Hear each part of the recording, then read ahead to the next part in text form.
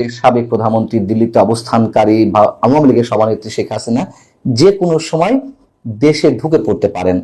তিনি নিজেও এমনটা দাবি করে আসছেন। গত 2 দিন আগেও তার একটি যে অডিও রেকর্ড আমাদের সামনে এসেছে, সেখানেও তিনি বলছেন যে আমি আসছি, এবং তার দৃষ্টিতে যারা অপরাধী তাদের বিচার তিনি করবেন, দলীয় নেতাকর্মীদের উদ্দেশ্যে বলছিলেন। এখন তিনি কি সত্যিই আসছেন? আর যদি এসে থাকেন, সরকারের পক্ষ থেকে কি ব্যবস্থা নেওয়া হয়েছে এমন প্রশ্ন কোথাও কোথাও থেকে উঠছে। ঠিক এই ধরনের একটি রিপোর্ট করেছে ভারতের কোনো কোনো গণমাধ্যম, যেমন দ্য ওয়ালে একটি প্রতিবেদন প্রকাশিত হয়েছে 9 এপ্রিল বুধবার। এই প্রতিবেদনে যেটি বলা হচ্ছে যে শেখ হাসিনাকে দেশে ফেরাতে গোপনে তৎপর বা সক্রিয় হয়ে উঠেছে আওয়ামী লীগ। সংগঠনের প্রতিটি ইউনিট থেকে 200 থেকে 250 নেতাকর্মী 1 সপ্তাহের মধ্যে ঢাকা জড়ো হতে নির্দেশ দেওয়া হয়েছে, এবং এই ধরনের একটি গোপন রিপোর্ট বাংলাদেশের অন্তর্বর্তীকালীন সরকারের হাতে পৌঁছেছে। সেই রিপোর্টের ভিত্তিতে পুলিশ সদর দপ্তর থেকে বেশ কিছু নির্দেশনা দেওয়া হয়েছে। সেই নির্দেশনা কি বলা হয়েছে, যেটি এই প্রতিবেদনে বলা হচ্ছে, দাবি করা হচ্ছে। 1 নম্বর হচ্ছে সকলের গতিবিধি পর্যবেক্ষণ করতে হবে। যাদের বিরুদ্ধে মামলা, মোবাইল ট্র্যাকিং এর মাধ্যমে তাদের চিহ্নিত করে গ্রেপ্তার করতে হবে। 3, গুরুত্বপূর্ণ স্থানে চেকপোস্ট তৈরি করতে হবে। 4, ফেরিঘাট, রেল স্টেশন ও বাস স্ট্যান্ডের উপর নজরদারি বাড়াতে হবে। স্থানীয় রাজনৈতিক বৃন্দের সহযোগিতা নিয়ে ঢাকামুখী কার্যক্রম মোকাবেলা করতে হবে, এবং এ ব্যাপারে প্রয়োজনে জামাতে ইসলামী, বিএনপি এবং জাতীয় নাগরিক পার্টি এনসিপি, ছাত্রদের যে রাজনৈতিক দল, তাদের সহযোগিতা নিতে পুলিশকে নির্দেশ দেওয়া হয়েছে পুলিশ সদর দপ্তরের পক্ষ থেকে। এই নির্দেশনায় আরো যা বলা হয়েছে তা হচ্ছে সব ধরনের সামাজিক যোগাযোগ মাধ্যমে নজরদারি চালাতে হবে। আওয়ামী লীগকে অর্থ দিয়ে সাহায্য করতে পারে এমন ব্যক্তিদের বিরুদ্ধেও ব্যবস্থা গ্রহণের নির্দেশ দেওয়া হয়েছে। এমনকি ভাড়ায় চালিত বাস, মিনি বাসের উপরও নজর রাখতে নির্দেশ দেওয়া হয়েছে পুলিশ সদর দপ্তরের পক্ষ থেকে। এখন এই ধরনের নির্দেশনার খবর নাকি আওয়ামী লীগ পেয়েছে। আওয়ামী লীগ আবার যেটি দাবি করছে তা হচ্ছে যে এই দলের বা আওয়ামী লীগের নেতাকর্মীদের নতুন করে জেলে পুরতেই সরকার এই ধরনের একটি কাল্পনিক গোয়েন্দা রিপোর্ট তৈরি করেছে। সেই সঙ্গে আওয়ামী লীগ এও বলছে যে শেখ হাসিনা অবশ্যই দেশে ফিরবেন একদিন, এবং সসম্মানেই ফিরবেন।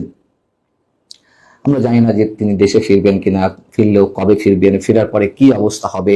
যেসব গুঞ্জন গত 3-4 মাস ধরে শোনা যাচ্ছে, তা আদৌ কতটা বাস্তবে প্রতিফলন ঘটবে তার, এইগুলো এখনো গুঞ্জনের মধ্যেই রয়েছে, আমরা এটুকু বলতে পারি। তবে আরেকটি সিগনিফিকেন্ট খবর হচ্ছে, নিশ্চয়ই আমরা বলতে পারি বা সন্দেহ করতে পারি, শেখ হাসিনা কেন্দ্রিক বা ভারত বাংলাদেশের যে সম্পর্ক এই মুহূর্তে রয়েছে, সেই জায়গা থেকে এই ধরনের কোনো সিদ্ধান্ত এসেছে কিনা সে প্রশ্ন উঠতে পারে। বিষয়টি হচ্ছে যে বাংলাদেশ 2020 সাল থেকে ভারতের যে ট্রান্সশিপমেন্ট সুবিধা পাচ্ছিল সেটি বাতিল করা হয়েছে। ট্রান্সশিপমেন্ট বলতে আমরা নিশ্চয় অনেকে জানি যে, যেমন বাংলাদেশ দিয়ে যদি উদাহরণ দিই, বাংলাদেশের কিছু পণ্য ভারতের ভূখণ্ড হয়ে তৃতীয় অন্য কোন রাষ্ট্র, নেপাল, ভুটানের মতো রাষ্ট্রগুলোতে রপ্তানি করা হচ্ছিল, এবং সরাসরি যদি বাংলাদেশের পণ্যবাহী গাড়ি ভারতের ভেতর দিয়ে তৃতীয় কোনো রাষ্ট্রে যায় সেটি হবে ট্রানজিট। আর ট্রান্সশিপমেন্ট হচ্ছে বাংলাদেশের পণ্যবাহী গাড়ি ভারতের সীমান্তে যাওয়ার পর সেটি আনলোড করে ভারতের গাড়িতে ওঠানোর পরে তারা আবার তৃতীয় রাষ্ট্রের সীমান্তে পৌঁছে দেবে, তারা আবার ওখান থেকে তারা লোড করে নিয়ে যাবে। এই হচ্ছে ট্রান্সশিপমেন্ট। তো সেই সুবিধাটি বাতিল করা হয়েছে, এবং এটি এমন এক সময় বাতিল করা হলো যখন গত 5-6 দিন আগে মাত্র, গত শুক্রবার, থাইল্যান্ডে ভারতের প্রধানমন্ত্রী এবং আমাদের প্রধান উপদেষ্টার মধ্যে যে বৈঠকটি হলো, সেই বৈঠককে কেন্দ্র করে বাংলাদেশ সরকারের পক্ষ থেকে বা বাংলাদেশ সরকারের কোনো কোনো কর্মকর্তা যে দাবি করে আসছিলেন, বিশেষ করে প্রধান উপদেষ্টা প্রেস সচিব, যে এর মধ্যে দিয়ে বাংলাদেশ ভারতের বরফ সম্পর্ক বরফ তুলেছে, তারা বা ডক্টর মোহাম্মদ ইউনূস নরেন্দ্র মোদীকে বোঝাতে সক্ষম হয়েছেন শেখ হাসিনা বাংলাদেশে অস্থিতিশীল করতে কি কি করছে, ডক্টর মোহাম্মদ ইউনূসকে যথাযোগ্য সম্মান প্রদর্শন করা হয়েছে, ইত্যাদি ইত্যাদি। প্রশ্ন হচ্ছে, যদি তাই হয়ে থাকে তাহলে ভারত এই মুহূর্তে এই ধরনের একটি পদক্ষেপ নেবে কেন? দুঃখিত। যদিও ভারতের পররাষ্ট্র মন্ত্রণালয়ের মুখপাত্র রণধীর জয়সওয়াল এই বিষয়ে সাংবাদিকদের প্রশ্নের জবাবে যেটি বলেছেন তা হচ্ছে, তিনি বলছেন বাংলাদেশে প্রদত্ত ট্রান্সশিপমেন্ট সুবিধার ফলে আমাদের বিমানবন্দর এবং বন্দরগুলোতে দীর্ঘ সময় ধরে উল্লেখযোগ্য যানজট তৈরি হয়েছিল। লজিস্টিক বিলম্ব এবং উচ্চ ব্যয় আমাদের নিজস্ব রপ্তানিকে বাধাগ্রস্ত করছিল এবং আটকে যাচ্ছিল।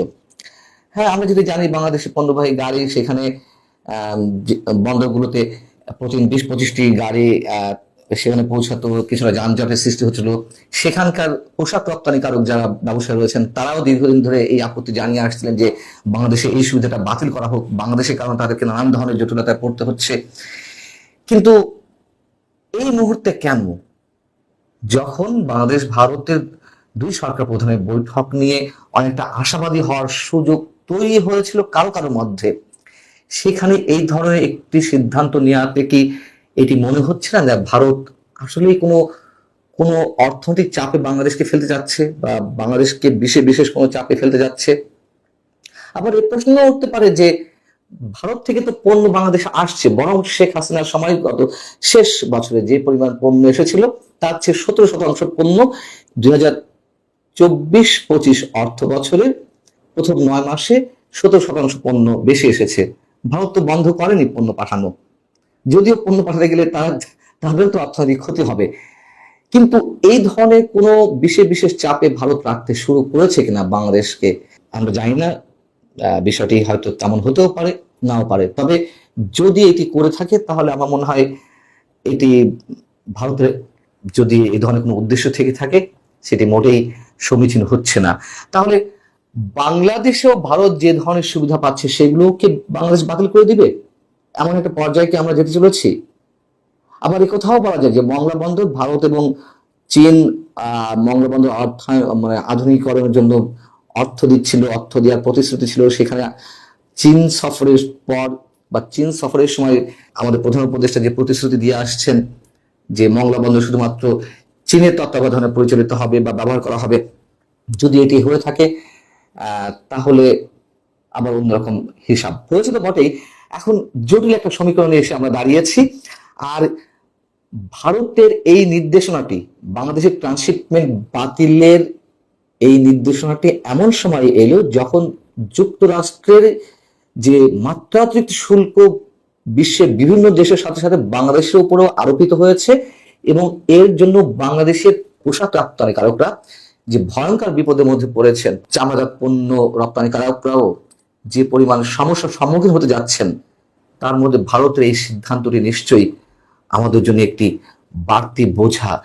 এবং এটুকু নিঃসন্দেহে বলতে পারি আমরা যে বাংলাদেশের অর্থনীতি নিঃসন্দেহে ভয়ঙ্কর এক চাপের মুখে পড়তে যাচ্ছে। আল্লাহ হাফিজ।